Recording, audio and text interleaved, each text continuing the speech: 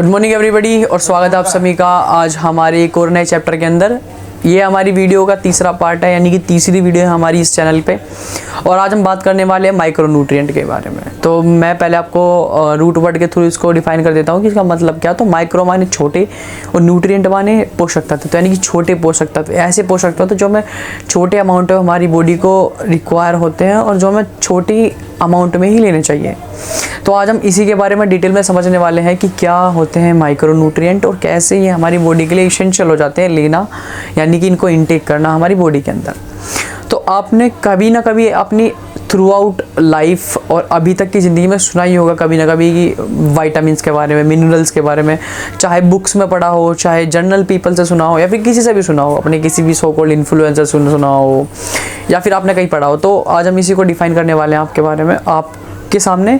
तो वाइटामिन्स और मिनरल्स ये दो ऐसे माइक्रोन्यूट्रिएंट हैं जो अपने आप में अगर इनके डीप में घुसा जाए तो बहुत बड़ी समुंदर बन जाएगा, अपने आप में एक चैप्टर बन जाएगा अगर हम इनको पढ़ने लगे, ठीक है।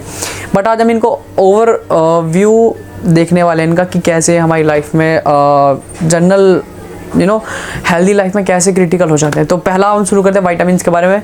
तो विटामिन दो प्रकार के होते हैं, एक तो वाटर सोल्यूबल विटामिन्स और दूसरा fat soluble vitamin. Water soluble vitamins B और सी होते हैं जो हमारी बॉडी में कभी स्टोर नहीं होते, जो हमारी बॉडी रिक्वायरमेंट के थ्रू लेती है और उन्हें इस्तेमाल करके उनका बचा कुचा माल बाहर निकाल देती है। तो ये हमारे डेली बेसिस पे खाने पड़ते हैं हमें अगर हम। But on the other and अगर हम बात करें फैट सोल्यूबल के बारे में, तो ये हमारे बॉडी इनको स्टोर कर लेती है आगे आने वाले टाइम के लिए। तो इनमें क्या होता है ना कि जैसे आज मैंने मान low fat soluble vitamin A D के मान लो मैंने ई खा लिया, तो ऐसा नहीं कि ई आज मैंने खाया तो ई आज में डाइजेस्ट हो जाएगा, नहीं, वो थोड़ा बॉडी बचा कर रखेगी फॉर लॉन्ग टर्म, यानी कि बाद के लिए। तो ये थे हमारे विटामिन के बारे में। और इनके थ्रू हमारी होने वाली इनकी डेफिशिएंसी से होने वाली कमियां हैं या फिर रोग जो आप कह लो, तो वो ये है कि जैसे कभी कभी हमारे हेयर फॉल्स में जो होते हैं वहाँ पे भी कहीं ना कहीं इनका रोल क्रिटिकल रोल होता है। हमारी इम्यूनिटी सिस्टम वीक होना उसमें इनका क्रिटिकल रोल होता है, और हमारी आई साइट वीक होना उसमें भी इनका क्रिटिकल रोल होता है, ठीक है। और हमारी स्किन पे जो ड्राइनेस आना, यानी कि एक्ने की प्रॉब्लम होना, कभी कभी ऐसा हो जाता है ना कि स्किन का टेक्सचर ख़राब हो जाता है, तो ये माइक्रोन्यूट्रिएंट की डेफिशिएंसी की वजह से ही होता है। अब हम बात करने वाले हैं कि इनको आप कैसे नेचुरल ही आप लो और कैसे ये आप इनको नेचुरली ले सकते हो। तो पहला आपके लिए मैं टिप देना चाहूँगा कि आप जब भी इनको लेना चाहो तो हमेशा कोशिश करो कि नेचुरली ही इनको खा पाओ, क्योंकि इनको अगर सप्लीमेंट कर रहे हो तो बेकार है भाई तुम्हारी लाइफ, क्योंकि हमारे पास इतने ज़्यादा फूड सोर्सेज और इतने ज़्यादा ऑब्जेक्ट अवेलेबल है ना कि आप इनको नेचुरली ईजिली ले सकते हो। बट अगर आप फिर भी अगर आप फैंसी के चक्कर में सप्लीमेंट कर रहे हो इन चीज़ों को, तो बेकार है, ठीक है। तो अगर आप कैरेट ले सकते हो उसके लिए, विटामिन ए के लिए, और सी के लिए जितने भी ये लेमन, ऑरेंजेस, ये सब वगैरह इनको ले सकते हो आप। और ई के लिए आप थोड़े से चिया सीड्स ले सकते हो, ठीक है। सीड्स में थोड़ी सी ऐसी वैरायटीज़ आती है जहाँ पर आपको इनकी अवेलेबिलिटी अच्छी खासी मिल जाती है, तो आप वहाँ से ले सकते हो। और नेचुरली डॉक्टर वगैरह जो भी आप जिनके पास जाओगे ना, वो भी नेचुरली आपको प्रेफर करेंगे कि आप नेचुरली इनको लो।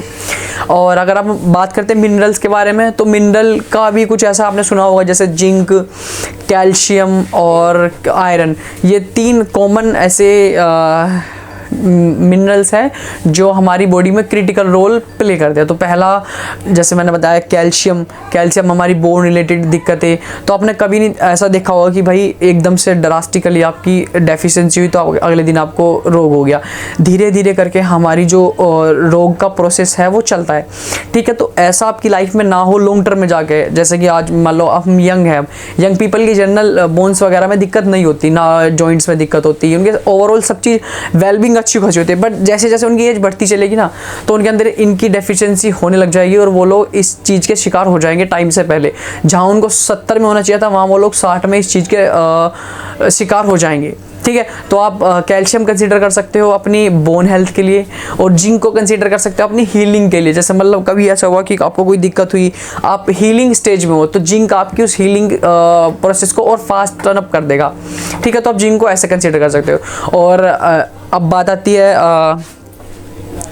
आयरन की, तो आयरन में आपने सुना होगा कि खून की कमी होना, तो आप आयरन को कंसीडर कर सकते हो सो डैट आपकी जो वो कमी है आयरन की वो ना हो।